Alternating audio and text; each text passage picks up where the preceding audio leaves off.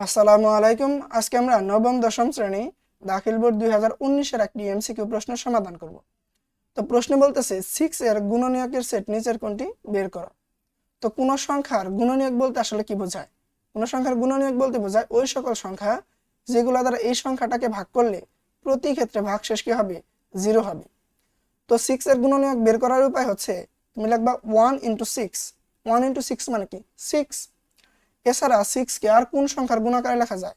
2 * 3। এটা মানেও কি? 6। আর কোন সংখ্যার গুণ আকারে লেখা যায় না। তার মানে এই চারটা সংখ্যাই হচ্ছে 6 এর গুণনীয়ক, যেগুলো দ্বারা 6 কে ভাগ করলে প্রতি ক্ষেত্রেই ভাগশেষ কি হবে? 0 হবে। তাহলে এই চারটা উপাদান নিয়ে কোন সেট তৈরি হয়েছে? খ নাম্বার। এটা আমাদের সঠিক অ্যান্সার। আশা করি তোমরা বুঝতে পারছো।